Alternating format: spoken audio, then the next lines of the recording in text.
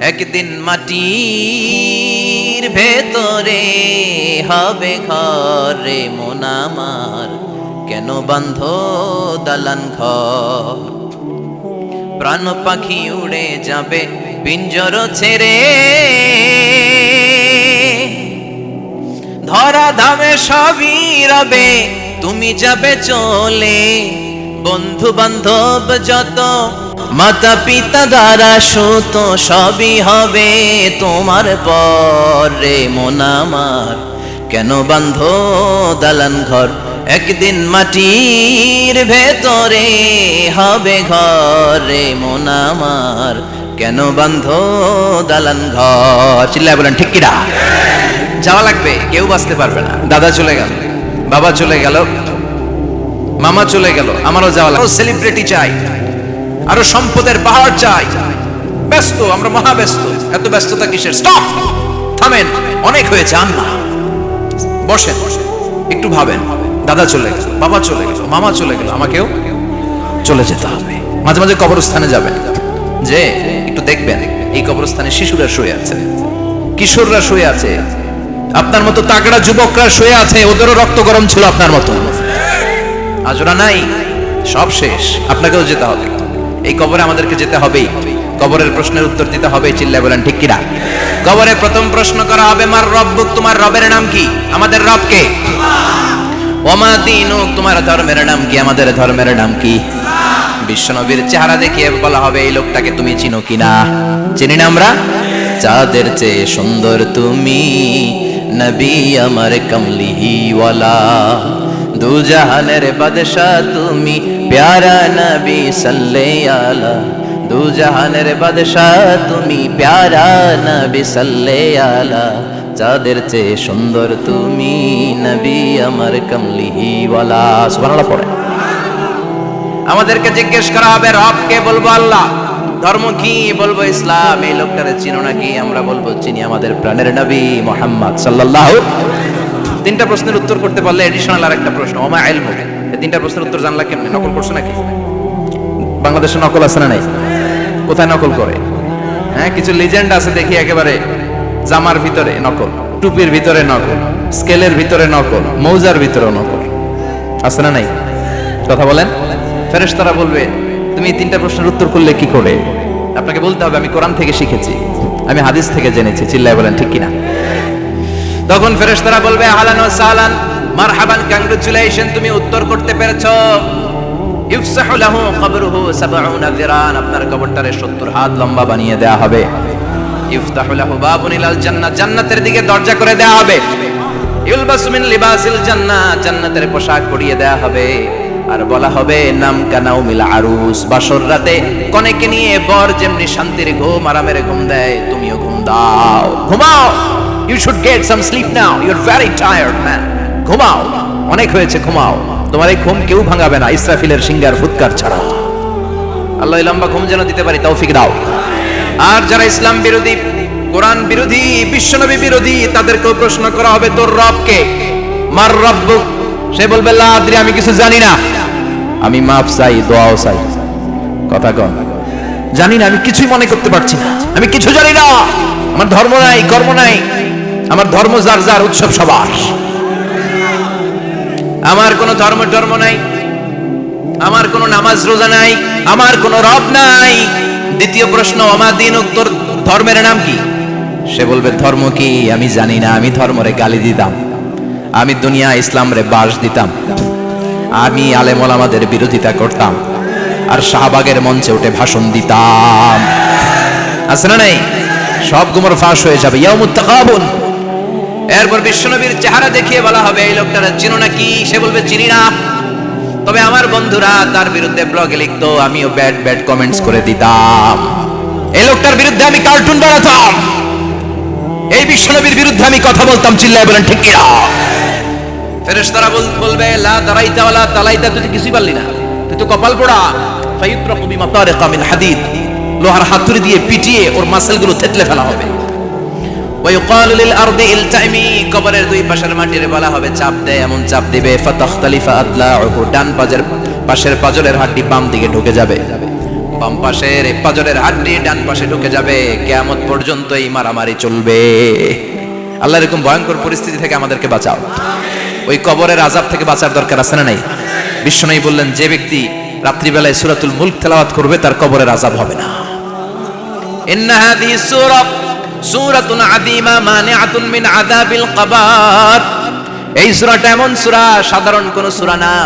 এই সূরাতুল মুলক যে রাত্রিবেলায় তেলাওয়াত করবে তার কবরের আযাব থেকে তারে বাঁচিয়ে দিবে কে? নাম্বার 1 ফজিলত স্ট্যাটাস মনে থাকবে তো। 2 নাম্বার স্ট্যাটাস শাফাআত লি সাহিবিহা। এই সূরার তেলাওয়াতকারীর জন্য কিয়ামতের দিন সুপারিশ করবে। কোরআন সুপারিশ করবে, চারটেখানি কথা না। কোরআন যদি আপনার বিরুদ্ধে দাঁড়ায় আপনার জান্নাত ক্যান্সেল, আর কোরআন যদি আপনার ব্যাপারে আল্লাহর কাছে রেকমেন্ডেশন করে জান্নাত আপনার জন্য ওয়াজিব করে দিবে কে? এজন্য বিশ্বনবী বললেন শাফাআত লি সাহিবিহা, কিয়ামতের দিন তেলাওয়াতকারীর জন্য আল্লাহর কাছে সুপারিশ করবে। 2টা গেল। 3 নাম্বার বিশ্বনবী বললেন খাসামাত আন সাহিবিহা। এই সূরাটা কিয়ামতের দিন এই সূরার তেলাওয়াতকারীর পক্ষ নিয়ে আল্লাহর সাথে ঝগড়া করা শুরু করে দিবে। আল্লাহর সাথে ডিবেট করবে, ঝগড়া করবে, যতক্ষণ না হাত্তা আদখালাহুল্লাহুল জান্নাহ। হাদিসের টেক্সট হচ্ছে যে যতক্ষণ না আল্লাহ তাআলা তাকে জান্নাতে না ঢুকায় ততক্ষণ ওই সূরার তেলাওয়াতকারীর পক্ষ নিয়ে আল্লাহর সাথে বিতর্ক, ঝগড়া, তর্ক চলতেই থাকবে। সুবহানাল্লাহ, আরো আসতে বলেন। আবার বিশ্বনবী বললেন মান ক্বারা বিহা ফি লাইলাতিন ফাকাদ আকসারা ওয়া আতওয়াবা। রাত্রিবেলা এই সূরাটা যে তেলাওয়াত করবে পুরো রাত্রিটারে বরকতময় করে দিবে কে? এজন্য বিশ্বনবী আবদার করে, আবেদন করে আমাদের কাছে বলে গিয়েছেন, আমি চাই আমার প্রতিটা উম্মতের হৃদয়ে এই সূরাটা গাঁথা থাক। আমি চাই আমার প্রতিটা উম্মতের সিনার ভিতরে এই সূরার 30টা আয়াত গ্রথিত করা থাক। সুবহানাল্লাহ পড়েন। মাত্র 30টা আয়াত মুখস্থ করতে রাজি আছেন? 1 মাসে কয় দিন? প্রতিদিন একটা করে আয়াত মুখস্থ করলে এই সূরা মুখস্থ করতে লাগবে কয় দিন? হ্যাঁ, হোমওয়ার্ক। এটা আপনাদের বাড়ির কাজ, যেহেতু ক্লাসে হোমওয়ার্ক দেওয়া যায় না। আরবিতে বলে আল ওয়াজিব আল মানজিলি। আমি গতানুগতিক তাফসীর করি না, আমি সমাজের খুঁতগুলো ধরে ধরে ডিসকাশনের মতো আমি করি। বিভিন্ন জেলায় যে ওখানকার ইয়াংদের সাথে বসি, কথা বলি, এটাই আমার তাফসীর, এটাই কোরআনের এক্সপ্লেনেশন এন্ড ইন্টারপ্রিটেশন। এতেই মানুষ উপকৃত হয় বেশি। চিল্লা এখন ঠিক কিনা? এটা আপনাদের বাড়ির কাজ, মাইথার দিয়া বাসীদের বাড়ির কাজ। হায়াতে আল্লাহ বাঁচায় রাখলে আবার কখনো দেখা হলে জিজ্ঞেস করবো যে মুলক মুখস্থ হয়েছে কিনা। কে কে মুখস্থ করবেন না হাত তুলেন। সবাই করবেন। এবার কে কে মুখস্থ করবেন হাত তুলে আমার আল্লাহরে দেখান। আল্লাহ তুমি কবুল করো। আর জোরে পড়েন আমিন। হাত নামান। এই সূরাটা it's an eye opener for you. এটা আপনার চোখ খুলে দিবে। এই সূরাটা আপনার চোখকে খুলে দিবে, আপনার ঘুমন্ত বিবেককে জাগিয়ে তুলবে। স্রষ্টার ব্যাপারে আপনার যদি কোনো সাসপিশন থাকে, সন্দেহ থাকে, এই সন্দেহের পাহাড়কে ভেঙে এই সূরা চুরমার করে দিবে। চিল্লায় বলেন সুবহানাল্লাহ। আল্লাহ ডেকে বলে, গোলাম, কিছু কিছু নাস্তিক আছে আমারে খুঁজে পায় না। এরকম কপাল পোড়া নাদান নাস্তিক বাংলার জমিনেও আছে না নেই? এরা বলে আনসিন ইজ নাথিং, যেটা দেখা যায় না ওইটা মানি না। বলে না, do you see the air in the atmosphere? বাতাসে, বায়ুমণ্ডলে যে বাতাস ঘুরে বেড়ায়, এটাকে তুমি দেখো তো মানো কেন? Why do you believe on that? Why do you believe on air? বাতাস বিশ্বাস করো কেন? কপাল পোড়া নাস্তিকরা বাতাস মানে না। কথা কন। Do you see the bad headache someone feel in his head and he is shouting?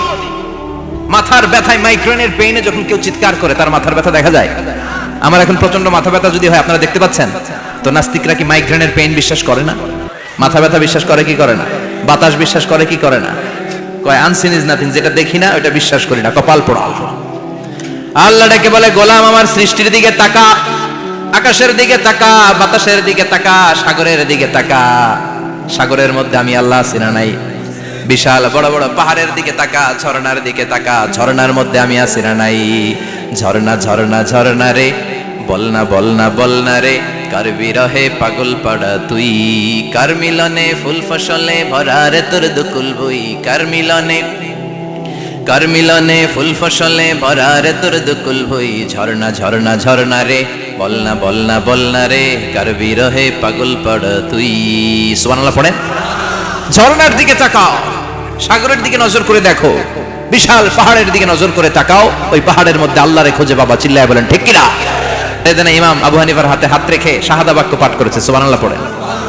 ঝিনুকের ভেতর লুকিয়ে থাকে যেমন মতি, ঝিনুকের ভেতর লুকিয়ে থাকে যেমন মতি, কালমা শাহাদাতে আছে আল্লাহর জ্যোতি, কালমা শাহাদাতে আছে আল্লাহর জ্যোতি।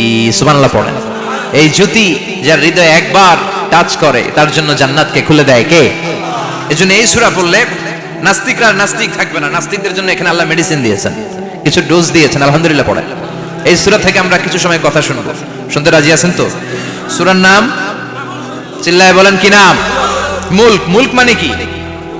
মুলক মানে রাজত্ব, মুলক মানে ক্ষমতা, মুলক মানে পাওয়ার, মুলক মানে কিংডম, মুলক মানে সভরেন্টি।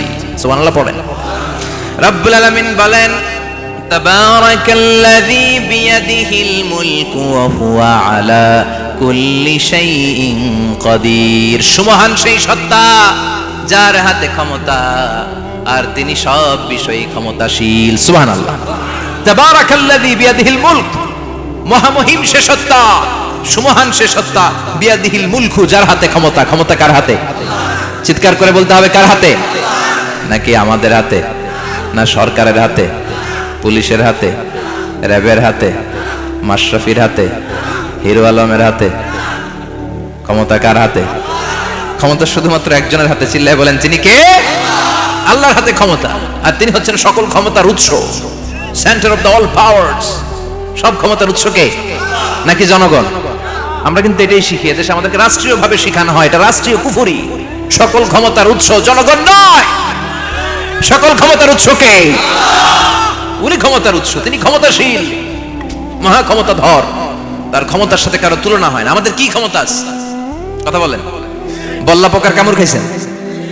হ্যাঁ, মৌমাছি কামড়াইছে? মৌমাছি কামড়াইলে চিল্লাচিল্লি শুরু করে, তো কি ক্ষমতা আছে আপনার? বল্লা কামড় মেয়েরা দেয় তো ধরে যে মার মইতেও পারি না। কুত্তায় কামড়াইলে আমরা কুত্তারে কামড়াইতেও পারি না। কথা বলেন। আমরা নাকি ক্ষমতার মালিক? পিছন থেকে কেউ যদি বলে হুজুর সাপ, মজা করে বলছি এতই ভাবে, আসলে যদি ফস করে আসতো সব দৌড়। স্লোগান দেওয়ার বেলায় লিল্লাহে তাকবীর, আল্লাহু আকবার, আমার ভাই তোমার ভাই, কাপায় ফেলামো নামায় ফেলামো। কথা বলেন। আর যদি পেছন থেকে কেউ আওয়াজ করে বলে সাপ, দৌড়। আপনারা কি দৌড় দিবেন? আমরা এদিক দিয়ে দৌড় দিব। কথা কন।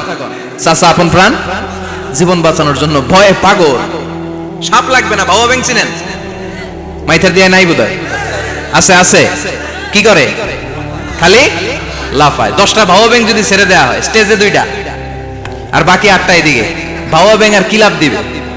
এর চেয়ে লাফালাফি শুরু করবো আমরা। কথা বলেন। আর আমরা দাবি করি আমরা ক্ষমতার উৎস। কোনো ক্ষমতা নাই। একবার ডায়রিয়া হলে 3বার টয়লেটে গেলে আর চেহারার দিকে তাকানো যায় না। কারে মাফ করে দে, আই মরে যাইও, আই হাইতান ন, আছে না নাই? তো পারবেন না কেন? আপনি না ক্ষমতার উৎস, আপনি না ক্ষমতার উৎস। আরে আপনার তো কোনোই ক্ষমতা নাই। খলিকাল ইনসানু দাঈফা, মানুষকে দুর্বল থেকে দুর্বল করে তৈরি করেছে কে? এজন্য রব্বুল আলামিন বলেন তাবারাকাল্লাযী বিয়াদিহিল মুলকু ওয়া হুয়া আলা কুল্লি শাইইন কাদির। সুমহান সেই সত্তা যার হাতে ক্ষমতা। চিল্লায় বলেন ক্ষমতা কার হাতে? আমাদের হাতে কোনো ক্ষমতা নাই। আমরা হলাম দুর্বল। আমরা কি? দুর্বলের ঘরের দুর্বল। আমরা যখন জন্মেছিলাম দুর্বল। আমার ছোট্ট একটা মেয়ে আছে, আমি অবাক হয়ে থাকি যে আমিও তাইলে ছোটবেলায় এরকম ছিলাম। না খাওয়ালে খেতে পারে না, পেশাব পায়খানা করে, ঘর নষ্ট করে, বমি করে, দাঁড়াতে পারে না, শুইতে পারে না, লালা পড়তে থাকে, ক্লিন করতে হয়, সব সময় তাকে আল্লাহর আদেশে দেহে ঢুকে, আল্লাহর আদেশে বের হয়ে যায়। ঠিক কি না? এই যে ছোট্ট বাচ্চাটার দেহের ভিতরে যে রূহ ঢুকলো, কে দিল? 120 দিনের আগে মানব শিশুর দেহের ভিতরে কিন্তু রূহের ফুৎকার হয় না। সহিহ বুখারীর বর্ণনা 40 40 40, 3 40-এ কত? কথা বলেন। প্রথম 40-এ থাকে নুতফা, তারপরের 40-এ হয় আলাকা, তারপরের 40-এ হয় মুদগা, sperm drop, blood clot, and then the little flash. ছোট্ট নাপাক পানি ছিলাম, শুক্রাণু ছিলাম আমরা। কি ছিলাম? শুক্রও ছিলাম না, শুক্রাণু, শুক্রের অণু। এক ফোঁটা শুক্রের মধ্যে 20 কোটি অণু থাকে। ওই 20 কোটির একটা ছিলাম আমি আর আপনি। সুবহানাল্লাহ বাড়ি থেকে বলেন। ডিম্ব আমরা ছিলাম না, আমরা ছিলাম ডিম্বাণু। ডিম্বের এই ডিম্বাণু আর শুক্রাণু দুইটা মিলে আল্লাহ আমাদেরকে বানায় ফেললেন জাইগট।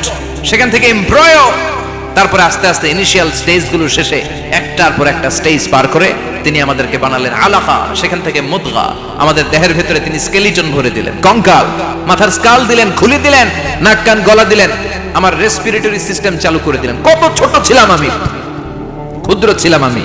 ফালয়ানজুরিল ইনসানু মিম্মা খুলিকা মিম্মা দাফিক। মানুষের উচিত তার সৃষ্টি প্রক্রিয়ার দিকে নজর করে তাকানো। বাবার পিঠ থেকে সবেগে নির্গত হওয়া পানি দিয়ে মায়ের পেটে তোমারে ঢুকায় দিল কে? নাপাক পানি থেকে ছোট্ট ব্যাঙ্গাচির মতো ছিলাম, জোকের মতো মায়ের জরায়ুর দেয়ালে লেগেছিলাম। সেখান থেকে বড় করতে করতে আমার রেসপিরেটরি সিস্টেম, আমার হেয়ারিং সিস্টেম, আমার সব সিস্টেমগুলো তিনি আমার দেহের ভিতরে সেট করে দিল। চিল্লা এখন সুবহানাল্লাহ। 120 দিনের সার্টেন পিরিয়ড শেষে তিনি দেহের ভিতরে রুহের ফুৎকার দিলেন। দেয়া মাত্রই আমার রুহুতে ধপ ধপ ধপ শুরু হয়ে গেছে। ওই যে ধপ ধপ শুরু হয়েছে আজও থামে নাই। এই ধপ ধপ থামলে বাঁচবেন, দম ফুরাইলে আমরা ঠুস হয়ে যাবো, ঠিক কিনা? আরে মানুষ রঙিন ফানুষ, দম ফুরাইলে তবু তো ভাই কারোরই নাই একটুখানি। আরে মানুষ রঙিন ফানুষ, রঙিন ফানুষ, আইরে মানুষ। সুবহানাল্লাহ বলেন। সে আল্লাহ বললেন, গোলাম, জীবন আর মরণের মাঝখানে আমি তৈরি করেছি রুহু। পৃথিবীর বিজ্ঞানীরা সব বানাতে পারে, কম্পিউটার বানাতে পারে, প্লেন বানাতে পারে, হেলিকপ্টার বানাতে পারে, রকেট বানাতে পারে, কিন্তু গোটা বিশ্বের সব বিজ্ঞানীরা মিলে কি রুহু বানাতে পারে নাকি? কথা বলেন। গত বছর সোফিয়া নামে একটা রোবট আসছিল না? কথা কন। ওটা মাথা উঁচু করে নিচু করে কথা বলতে চায়, মানুষের মতো হতে চায়। আসলে কি মানুষ? ওটার মধ্যে কি রুহু আছে? রুহু বানাইতে পারবে কেউ? এই রুহু নিয়ে যে কত গবেষণা, মুমূর্ষ রোগীদের উপর গবেষণা চালিয়েছে অনেক। বুলেট প্রুফ গ্লাসের ভিতরে মুমূর্ষ রোগীকে রেখে রেখে তারা চেক করতে চেয়েছে আমেরিকান বিজ্ঞানীরা যে রুহু কোন দিক দিয়ে বের হয়। তারা ওজন করে দেখে, মানুষ মরে গেলে কোন লাশের ওজন বেড়ে যায়, কোন লাশের ওজন কমে যায়। যেটাতে কমে গেছে 2-1 কেজি কমে যায়, তার অবাক। কিরে, আগে ছিল 80 কেজি, এখন হচ্ছে 78 কেজি, তার মানে 2 কেজি না, এটাই রুহু। এটাই কি? এটা হচ্ছে গবেষণার ধাপ। অনেকগুলো মডিউল তারা আনে, অনেক মুমূর্ষ রোগীকে গ্লাস ফিটিং করা, ইন্টেনসিভ কেয়ারে রেখে তারা অবজার্ভ করে, আর অক্সিজেন মাস্ক খুলে দিয়ে তারা দেখে যে লোকটা ছটফট করে কিভাবে মরে। মরার আগে ওজন মাপছিল 80 কেজি, মরে গেছে পরে আবার ওজন দিয়ে দেখে 78 কেজি। কমছে কয় কেজি?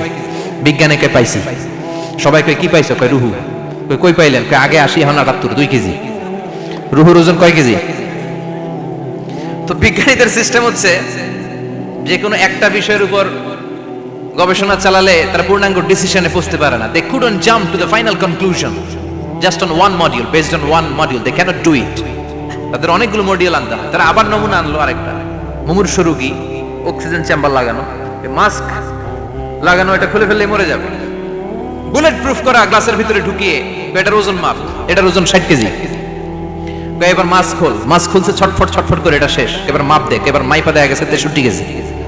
কয় কেজি বাড়ছে? এক একটার এক এক সিস্টেম হইতেছে, কোনোটা কমে, কোনোটা বাড়ে, কোনোটা কিচ্ছু হয় না। সবাই কয় তাইলে আপনি রুহু পাইলেন কই? আগেরটা কম ছিল, মনে করছিলেন 2 কেজি কমছে, ওইটাই রুহু, এখন 3 কেজি বাইরে গেছে, মিলাইবেন কি দিয়া? কথা কন। আল্লাহ ডেকে বলে, গোলাম, কিয়ামত পর্যন্ত একটার পর একটা মুমূর্ষ রোগীকে বুলেট প্রুফ গ্লাসের ভেতরে ঢুকাতে পারবি, গবেষণা করতে পারবি, মাগার রুহু খুঁজে পাবি না। চিল্লায় বলেন ঠিক কিনা? কারণ এই রুহুর মালিক কে? সে আল্লাহ বললেন, আল্লাযী খালাকাল মাউতা ওয়াল হায়াতা লিয়াবলুয়াকুম আইয়ুকুম আহসানু আমালা। জীবন আর মৃত্যু বানালাম তোমাদেরকে পরীক্ষা করার জন্য। পরীক্ষা আছে না নাই? গোটা দুনিয়াটাই পরীক্ষা। আল্লাহ যারে পছন্দ করে বেশি তার পরীক্ষাও। আশাদ্দুন নাসি বালাআন আল আম্বিয়া। এই পৃথিবীতে আল্লাহ সবচেয়ে বেশি বালা মুসিবত দিয়ে পরীক্ষা করেছেন নবীদের। কারণ নবীরা আল্লাহর কাছে কম প্রিয় না বেশি প্রিয়? যেহেতু প্রিয় বেশি, পরীক্ষাও। এজন্য মুমিনের উপর যদি পরীক্ষা আসে, মুমিনের উপর যদি অত্যাচার আসে, মুমিনের উপর যদি ধৈর্যের পরীক্ষা আসে, জেল জরিমানা আসে, মুমিন ওইটারে ভয় পায় না। মুমিন ভয় পায় একজনকে। চিল্লায় বলেন তিনি কে? কারণ আল্লাহর ঘোষণা, ওয়ালা তাহিনু ওয়ালা তাহজানু। ঘোষণাটা কার? ভয় নাই, তোদের চিন্তা নাই। আনতুমুল আ'লাউনা ইন কুনতুম মুমিনিন। তোমরাই বিজয়ী হবা যদি মুমিন হও, যদি মুমিন হও। এজন্য ধৈর্যের পরীক্ষা দিতে হবে, আল্লাহর উপর তাওয়াক্কুল করতে হবে, অত্যাচার আর জুলুম আল্লাহর নামে সহ্য করে যেতে হবে। চিল্লায় বলেন ঠিক কিনা? কারণ মুসলিমের সাথে আল্লাহ থাকে। মুসলিমের বদদুয়াকে বিশ্বনবী ভয় করতে বলেছেন, কারণ মুসলিমের বদদুয়ার মাঝে আর আল্লাহর মাঝে পর্দা থাকে। যারা দুনিয়ার বুকে জুলুম করে তাদেরকে ক্ষমতার মসনদ থেকে নামিয়ে দেয় কে? আর যারা মজলুম হয়, যাদের রক্ত দিয়ে জমিন ভেজে, তাদেরকে জমিনের ক্ষমতা দিয়ে দেয় কে? আর যারা রক্ত ঝরায়, ইতিহাস বলে তারা শেষ পর্যন্ত প্রাণ আর জান নিয়ে পালাবার জায়গাটা পায় না। চিল্লায় বলেন ঠিক কিনা? এজন্য মুমিন খুব ভালো করে জানে, রাত্রি যত গভীর হয়, সুবহে সাদিকের সময় কাছে আসতে থাকে। গর্ভবতী নারীর পেটের জ্বালা যন্ত্রণা, ব্যথার পেইন যত বাড়ে, নতুন মেহমান আগমনের সময় কাছে আসতে থাকে। তেমনি ইসলামের পক্ষের শক্তির উপর যদি অত্যাচার, অনাচার, স্টিম রোলার বেড়ে যায়, এটা প্রমাণ করে ইসলামের বিজয়ের সময় কাছে আসতে শুরু করেছে। চিল্লায় বলো ঠিক কিনা? এজন্য রাব্বুল আলামিন ডেকে বলেন, গোলাম, লিয়াবলুয়াকুম আইয়ুকুম আহসানু আমালা, কে ভালো আমল করো, কে খারাপ আমল করো, এজন্য আমি জীবন মরণ তৈরি করেছি। চিল্লায় কোন ঠিক কিনা? এরপর আল্লাহ বললেন, ওয়ালাকাদ যায়্যানাস সামাআদ দুনিয়া বিমাসাবিহা ওয়া জাআলনাহা রুজুমান লিশ-শায়াতিন। সুবহানাল্লাহ বলেন। ওয়ালাকাদ যায়্যানাস সামাআদ দুনিয়া। মাইকম্যান কোথায়? সাউন্ডটা বাড়াও। এত দুর্বল কেন তোমার সাউন্ড? মনে হচ্ছে আমি মাইক ছাড়া কথা বলছি। সাউন্ডটাকে স্ট্রং করো। ওয়ালাকাদ যায়্যানাস সামাআদ দুনিয়া, I have beautified the closer sky with candles, with light and stars. আল্লাহ বলেন, আমি দুনিয়ার আকাশকে তারা দিয়ে সুশোভিত করেছি। আকাশে তারা আছে না নাই? এগুলো এমনি এমনি হয়েছে না? তৈরি করছে কে? বিশ্বাস হয়? কোনো সন্দেহ আছে? এখন তো লাইটিং ফাইটিং এর যুগে তারার যে কি সৌন্দর্য আমরা বুঝি না। আমরা যখন ছোটবেলা গ্রামে যেতাম, রাতের বেলা তারার মেলা, কি সুন্দর, একটার চেয়ে একটা সুন্দর। শুকতারা, ধ্রুব তারা, সপ্তর্ষি মণ্ডল, 7টা তারার একটা চেইন আছে, চিনেন এগুলো? কি সুন্দর তারা! এগুলো তৈরি করে রেখেছে কে? প্রথম আকাশের মহাশূন্যকে আল্লাহ এই তারকা দিয়ে বিউটিফাই করেছেন। ইটস এ ক্যান্ডেল, আল্লাহ সাজিয়ে রেখেছেন। আমরা খালি চোখে যেটা দেখি, এটা কিন্তু আকাশ না, এটা প্রথম আকাশ নয়। প্রথম আকাশ যে কত দূরে আমেরিকার নাসার বিজ্ঞানীরাও জানে না। খালি চোখে আমরা যা দেখি, এটা প্রথম আকাশের মহাশূন্য। এর অনেক অনেক অনেক উপরে প্রথম আকাশ। এরপরে দ্বিতীয় আকাশের মহাশূন্যের স্তর শুরু, এরপরে দ্বিতীয় আকাশ, তারপরে তৃতীয় আকাশের মহাশূন্যের স্তর শুরু, তারপরে তৃতীয় আকাশ। একটার চেয়ে আরেকটা বড়। প্রথম আকাশের চেয়ে দ্বিতীয় আকাশ কত বড় বলি? আপনার হাতের আংটিটা যদি সাহারা মরুভূমিতে আপনি ছুঁড়ে ফেলে দেন, পুরো মরুভূমির তুলনায় আংটি যত ছোট, আল্লাহর দ্বিতীয় আসমানের তুলনায় আল্লাহর প্রথম আসমানটা ঠিক তত ছোট। একটার চেয়ে একটা বড়, একটার চেয়ে একটা বড়। সূর্য দেখে আমরা অবাক হয়ে যাই। 9,30,00,000 মাইল দূরে, এই পৃথিবীর চেয়ে 13 লক্ষ গুণ বড়। এটার সানশাইন, আলো আসতে পৃথিবীতে 8 মিনিট 18 সেকেন্ড লেগে যায়। আমরা মনে করছি সূর্যই বড়। আমরা বসে আছি মাইথার দিয়াতে, তাই না? এই জায়গাটার নাম কি? মাইথার দিয়া। কি খালি এতটুকু প্যান্ডেলের সমান? কত বড় মাইথার দিয়া! এই পুরো মাইথার দিয়া কোন থানায় পড়ছে? দাউদকান্দি। দাউদকান্দি হচ্ছে কুমিল্লার 16টা থানার একটা, ঠিক কিনা? 16 থানা মিলে কুমিল্লার একটা জেলা। এরকম কয়টা জেলা আছে? 64 জেলা। এই 64 জেলা মিলে আমাদের সুজলা সুফলা, শস্য শ্যামলা, ডিজিটাল বাংলাদেশ। কথা কন। আর বাংলাদেশ হচ্ছে পৃথিবীর সবচাইতে বড় দেশ। হ্যাঁ, 64 জেলা, এরপরে ছোট। যাদের অ্যাটলাস ম্যাপ নিয়ে যাদের ধারণা আছে, তারা দেখবেন বাংলাদেশ এই শব্দটা লেখার জায়গাও আমরা পাই না। মানচিত্রে বাংলাদেশ শব্দটা লেখার জায়গা পায় না। বিআরএ উঠে যায় ইন্ডিয়ার উপর, আর ডিএসএ উঠে যায় আবার ইন্ডিয়ার উপর। মাঝখানের 2টা অক্ষর বাংলাদেশের উপরে পড়ে। চিল্লায় বলেন ঠিক কিনা? কত ছোট দেশ! পাশের ইন্ডিয়া 20-25 গুণ বড়। ইউরোপ আমেরিকার অনেক দেশ আছে, আমেরিকায় বাংলাদেশের চেয়ে শতগুণ বড়। কানাডা কয়েকশো গুণ বড়, রাশিয়া কয়েকশো গুণ বড়।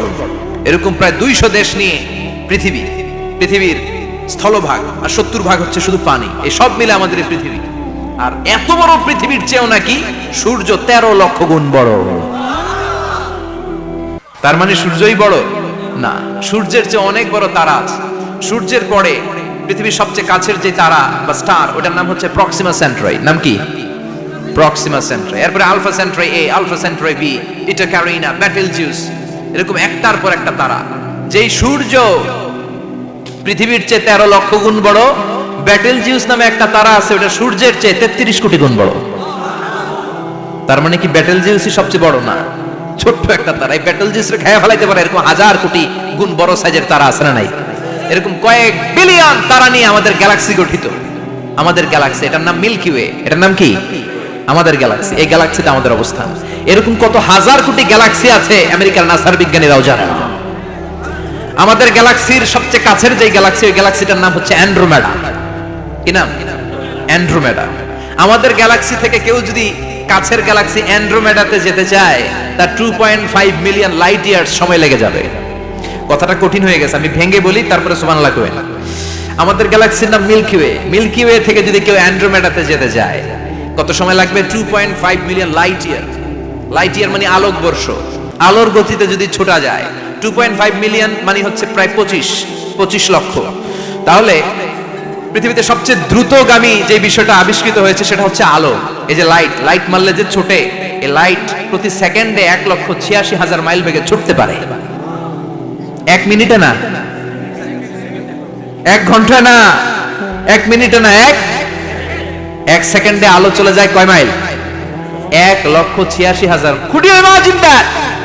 আপনি কল্পনা করতে পারেন? হয়তো মাথা নাড়াইতেছেন। এটা কি কল্পনা করা যাবে? আমার তো তার ছেড়ে যাচ্ছে।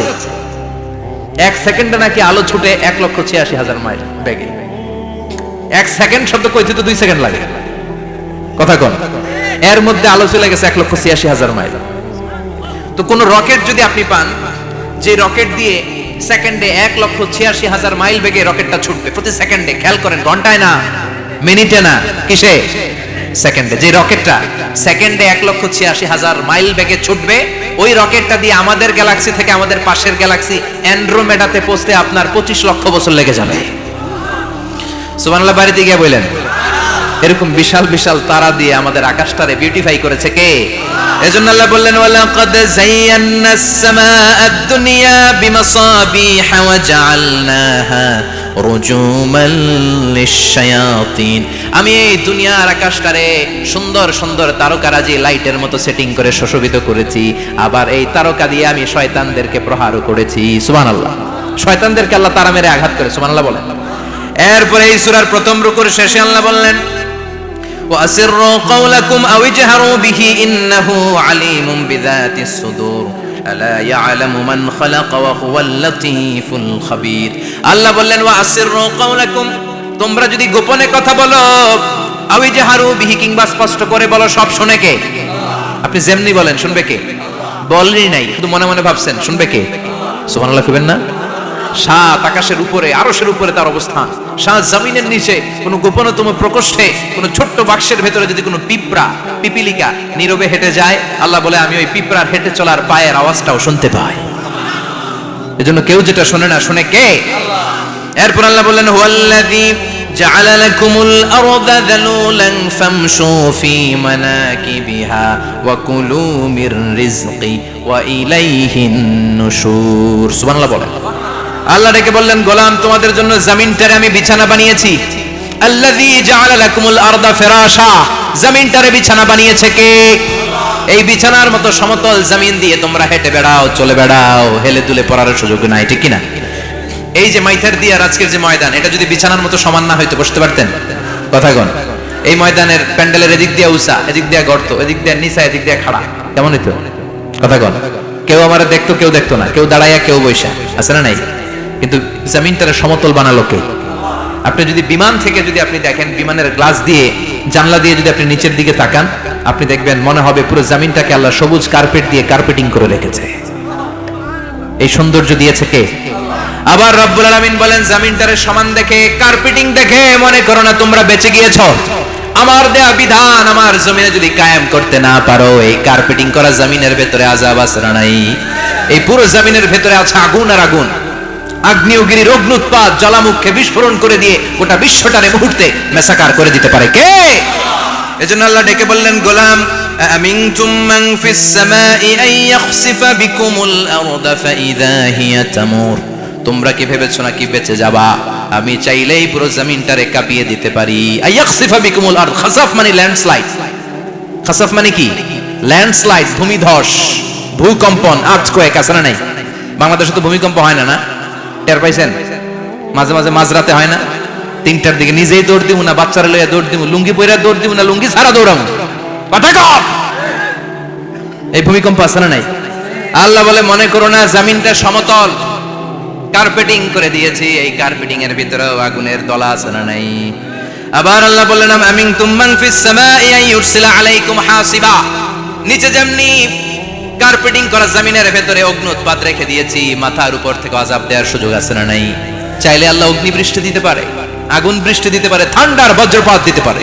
আপনারা লূত আলাইহিস সালামের কওমের নাম শুনেছেন? তারা হোমোসেক্সুয়ালিটি, সমকামিতা করত। ফলে আল্লাহ তাআলা বিশাল এক চিৎকার মেরে সাইয়েদনা জিবরাইলের মাধ্যমে পুরো জমিনটা শেষ করে দিলেন। ফাজআলনা আলিয়াহা সাফিলাহা ওয়া আমতারনা আলাইহিম হিজারাতাম মিন সিজিল। তাদের অপকর্মের কারণে জর্ডানের ওই এলাকাটাকে আল্লাহ বললেন, জিবরাইল এলাকাটাকে হাতে তুলে নে, আকাশের উপরে তুলে পুরো এলাকা সহ মানুষ সহ জমিনের মধ্যে গেড়ে দে। জমিনের নিচের মাটি উপরে নিয়ে গেল কে? উপরের মাটি নিচে নিয়ে গেল কে?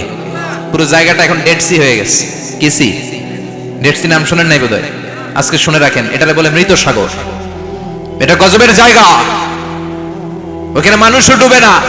লবণের ডেনসিটি, সল্টের ডেনসিটি এত হাই, এই পানির মধ্যে এত গজব, এর মধ্যে কোনো মাছ জন্মায় না, চিংড়ি জন্মায় না, কাঁকড়া জন্মায় না, ব্যাং হয় না, শ্যাওলা হয় না, কিচ্ছু বাঁচে না। এটা গজবের জায়গা, চিল্লায় বলেন ঠিক কিনা? যে আল্লাহ জর্ডানের এলাকাটারে ধ্বংস করে দিল, ওই আল্লাহ আজও আছে না নাই? এই জন্য নিজ দিয়ে তিনি যেমনি আযাব দিতে পারেন, ভূমিকম্প দিতে পারেন, জলোচ্ছ্বাস দিতে পারেন, উপর থেকে তিনি শিলাবৃষ্টি দিতে পারেন কি পারেন না? মাইথার দিয়ে কখনো শিলাবৃষ্টি হয়েছিল?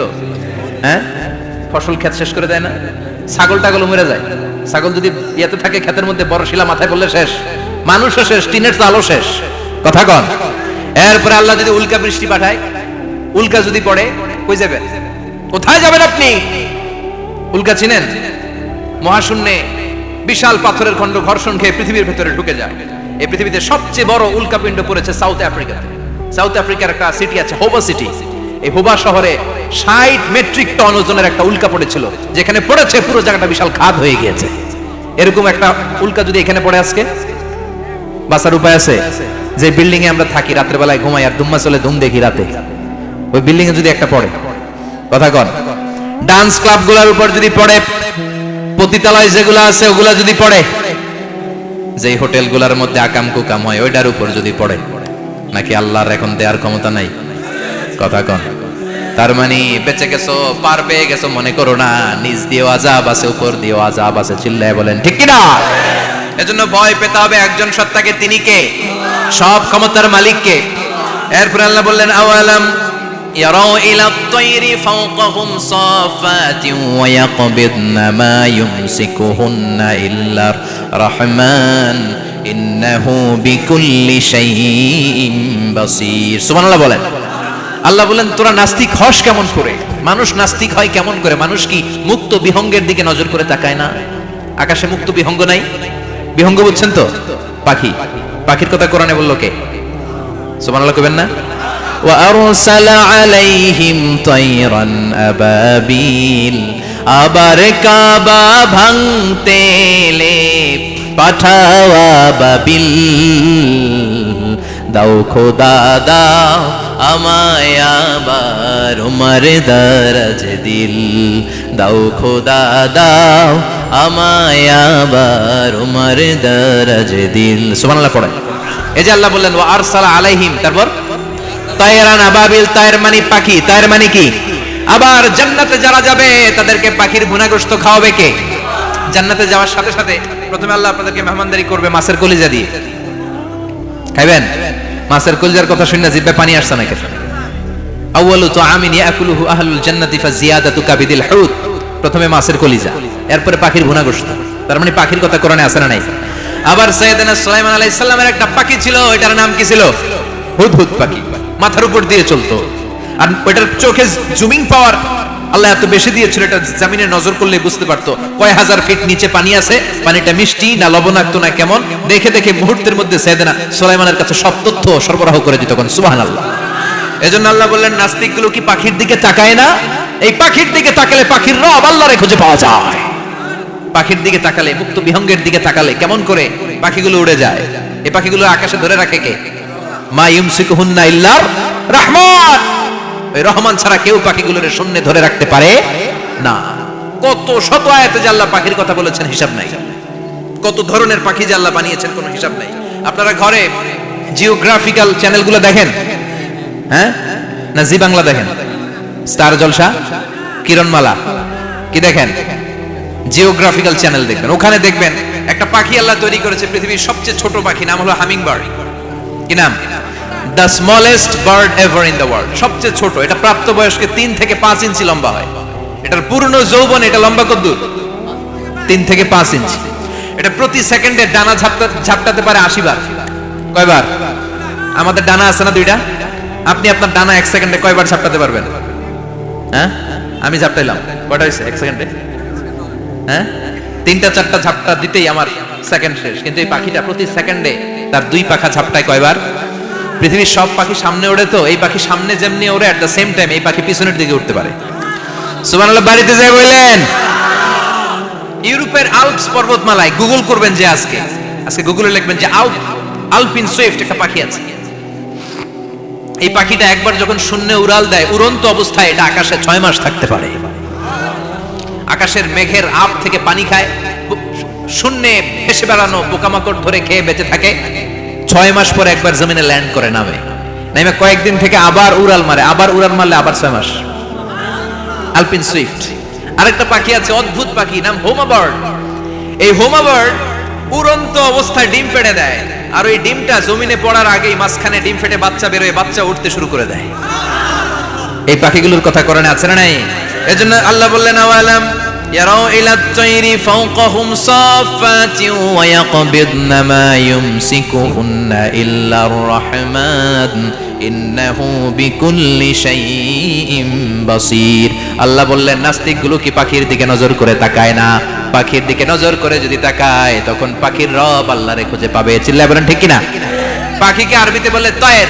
সবাই বলেন, পাখির আরবি কি? বিমানের আরবিও তয়ের। পাখি আরবি যা, বিমান আরবিও। এই পাখি নিয়ে গবেষণা করে বিমান বানাইছে। সুবহানাল্লাহ কইবেন না?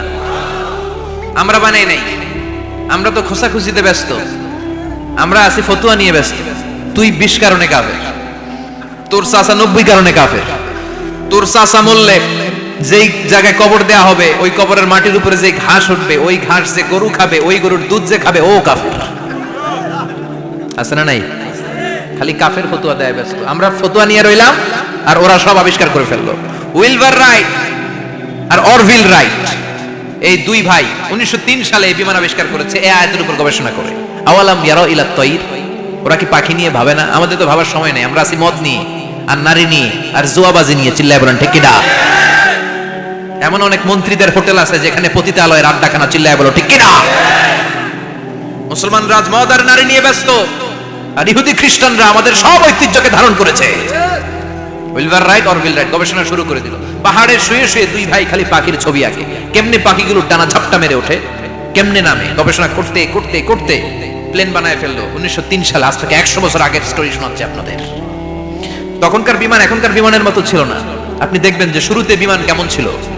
শুরুতে ভাঙ্গাচুরা দুইটা পাখা নিয়ে একটু উড়ে আবার থপাস করে পড়ে, কিন্তু আশা হারায় নাই, আবার উড়ে থপাস করে পড়ে। আমেরিকাতে সুবিধা করতে পারেনি। ফ্রান্সের এক কিং তাদেরকে ডোনেট করেছে বিপুল অঙ্কের টাকা দিয়ে। তারা প্রথম ফ্রান্সের একটা শহর থেকে আরেকটা শহরে পৃথিবীর প্রথম প্যাসেঞ্জার প্লেন নিরাপদে ল্যান্ড করেছে।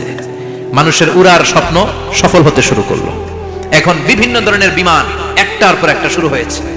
এই পৃথিবীর সবচাইতে দ্রুতগামী যে বিমানটা আগে ছিল, নাম ছিল কনকর্ড, যাত্রীবাহী বিমান। এটার পরে এখন একটা বাইরে হচ্ছে বোম সুপারসনিক। কি নাম? Bomb supersonic. এত স্পিডে চলে, এই মাত্র দেখবেন এদিকে, এরপর দেখবেন নাই ওইদিকে। সুবহানাল্লাহ পড়ে। কি বিশাল বিশাল ডবল ডেকার গুলো নিয়ে শূন্যে উড়াল দেয়। A3 এয়ার বোয়িং A380 বর্তমান পৃথিবীতে সবচেয়ে বড় প্যাসেঞ্জার বিমান। কার্গো বিমান তো এগুলোর 7-8 ডবল বড় হয়। I'm talking about the passenger plane A380। 525 জন যাত্রী নিয়ে এটা শূন্যে উড়াল দেয়। 525 জন যাত্রী, কেবিন ক্রু, পাইলট, বিমানের ওজন, খাবার দাবারের ওজন, ফুয়েলের ওজন, 525 জনের লাগেজ টাগেজের ওজন, এই সব নিয়ে শূন্যে উড়াল দেয়। সুবহানাল্লাহ কইবেন না? এই বিমান আবিষ্কারের আগ পর্যন্ত গোটা বিশ্বব্যাপী সব দেশে দেশে ছিল সেনাবাহিনী আর নৌবাহিনী। বিমান আবিষ্কার হওয়ার সাথে সাথেই শুরু হয়ে গেল বিমান বাহিনী, এয়ার ফোর্স, মিলিটারি। এখন বোম সুপারসনিক বানায়, এখন ড্রোন হামলা করে, এখন মিসাইল হামলা করে, এখন স্যাটেলাইট পাঠায়। আমরাও পাঠাইছি। কি নাম? Bangabandhu satellite. We launching the Bangabandhu satellite channel last year. আমরা বঙ্গবন্ধু স্যাটেলাইটও পাঠাইছি। সবকিছু পাখির উপর গবেষণা করে হয়েছে। চিৎকার করে বলেন ঠিক কিনা? এজন্য আল্লাহ ডেকে বললেন, গোলাম ওরা কি পাখির দিকে তাকায় না? পাখির দিকে যদি নজর করে একটিবারে তাকাতো, নাস্তিক আর নাস্তিক থাকতে পারতো না। এজন্য নাস্তিকদের জন্য এই সূরার ভেতরে ডোজ আছে, আই ওপেনার আছে। সর্বশেষ আল্লাহ একটা প্রশ্ন দিয়ে এই সূরাটা শেষ করলেন। প্রশ্নটা শুনবেন, শুনবেন সবাই। আল্লাহ বললেন, কুল আরাআইতুম ইন আসবাহা মাউকুম গাওরান ফামান ইয়াতিকুম বিমাইম মাইন। বলো দেখি সবে, শুকাইয়া যদি যায় এই পৃথিবীর পানি, তাহলে হেথায় তটনির ধারা কে দিবে সবারে আনি? কে দিবে আনি? একদিন সকালবেলা ঘুম থেকে উঠছেন, টয়লেটে যাবেন, মুখ ধুবেন, স্কুলে যাবেন, অফিসে যাবেন, কাজে যাবেন, যাই দেখেন টিউবওয়েল চাপতেছেন, পানি নেই। ট্যাপ ছাড়লেন, পানি নাই। চোখের মধ্যে ময়লা, নাকে ময়লা। টয়লেটে যাবেন, পানি নাই। পুকুরে নেমে দেখেন পানি নাই। বিশাল বিশাল মেশিন বসিয়ে মাটির নিচ থেকে ভূগর্ভস্থ পানি ওঠানোর চেষ্টা করলেন, একটা পানি নাই। এক ফোঁটা পানি গোটা বিশ্বে কোথাও নাই। কে দিব পানি আপনারে? পানি সম্পদ মন্ত্রী দিব, ডোনাল্ড ট্রাম্প দিব, শেখ হাসিনা দিবে? কেউ দিতে পারবে? এক ফোঁটা পানি বানানোর ক্ষমতা আমাদের নয়, ঠিক কিনা? পানির বৈজ্ঞানিক নাম হচ্ছে H2O। কি নাম? এই দেশে H2 নিয়ে কত কথা আছে না নাই? হাইড্রোজেনের দুইটা মলিকিউল, অক্সিজেনের একটা মলিকিউল। এই দুইটা গ্যাস, হাইড্রোজেন আর অক্সিজেন, দুই গ্যাস একসাথে মিলাইলে কি হয়? কথা বলেন। মিঠা নদীর পানি। সুবহানাল্লাহ পড়েন। আল্লাহ বললেন, ঘুম থেকে উঠে যদি দেখো পৃথিবীর সব পানিগুলো একেবারে পৃথিবীর নিচে চলে গেছে, কোন মাধ্যম দিয়ে এক ফোঁটা পানির জোগাড় আর বন্দোবস্ত করা যায় না, কে তোদেরকে পানি এনে দিবে? কথা কন। আল্লাহ ছাড়া এক ফোঁটা পানি এনে দেওয়ার মতো ক্ষমতা কারো আছে নাকি? আবার পানি থেকে পৃথিবীর সব কিছুরে বানালো কে? ওয়াজআলনা মিনাল মাই কুল্লা শাইইন হাই আফালা ইউমিনুন। আল্লাহ বললেন, পানি থেকে গোটা বিশ্বের সব আমি বানালাম। সব জীবিত জিনিস তৈরি হয়েছে পানি থেকে। এটা কোরআনের কথা। কার কথা? আর ১৫০০ বছর পর বিজ্ঞানীরা এখন বলছে পানি থেকেই সব প্রাণ এসেছে। সুবহানাল্লাহ পড়েন। বিজ্ঞানীদের রিসার্চে এসেছে পৃথিবীর সর্বপ্রথম যে প্রাণীটার উৎপত্তি, এটার নাম নাকি অ্যামিবা। কি নাম? It's a very small unicellular organism in the world. এককোষী শৈবাল অ্যামিবা এসেছে পানি থেকে, ওদের কথা। তারপরে এসেছে জুপ্লাঙ্কটন, ফাইটোপ্লাঙ্কটন, ব্যাকটেরিয়া প্লাঙ্কটন, একটার পর একটা ডেভেলপ করেছে। সব এসেছে পানি থেকে। পানি নাই তো কিচ্ছু নাই। পানি হচ্ছে প্রাণের ব্লুপ্রিন্ট। চিল্লায় বলেন ঠিক কিনা? পানির মধ্যে সব প্রাণের অস্তিত্ব রেখে দিয়েছে কে? আবার ফলের মধ্যে আল্লাহ পানি দিয়ে বললেন, আন্না সাবাবনাল মাআ সাব্বা। যেখানে যতটুকু পানির দরকার, রসের দরকার, সব রস দিল কে? ক্ষীরার ভিতরে পানি আছে না নাই? কলার ভিতরে, আপেলের ভিতরে, তরমুজ, তরমুজ তো পুরাই পানি। কথা কন। ডাবের ভিতরে কে দিল? নাকি আমনে বানাইছেন? কেউ বানাতে পারে? এই পানিগুলো দিল কে? আবার আল্লাহ বললেন, মারাজাল বাহরাইনি ইয়ালতাকিয়ানি বাইনাহুমা বারযাখুল লা ইয়াবগিয়ান ফাবিআইয়ি আলাই রাব্বিকুমা তুকাযযিবান। দুই দিকে সাগর বয়ে যায়, একদিকে এলো না পানি, একদিকে মিঠা পানি, একসাথে সাগরটা বয়ে যায়, কিন্তু মাঝখানে এমন ব্লকেজ, একটার পানি আরেকটার সাথে মিশে না। আটকায় রাখলো কে? দেখছেন আপনারা কোথাও এটা? কই দেখছিলেন? গোয়ালন্দ, বুড়িগঙ্গার এখানে একসাথে পানি বয়ে যায়। এই জায়গায় পানি, এই জায়গায় পানি মিলে না, মিশে না। দাউদকান্দির এখানেও আছে, মিশে না। এর কারণ এই পাশের পানি, এটা ডেনসিটি হাই, বেশি ঘন, এটা ডেনসিটি লো, এটা পাতলা। এটা টেম্পারেচার হাই, এটা টেম্পারেচার কম। এটা লবণ বেশি, এটা লবণ কম। দুইটা দুই পানি একসাথে বয়ে যায়, একটার সাথে আরেকটা মিশে না।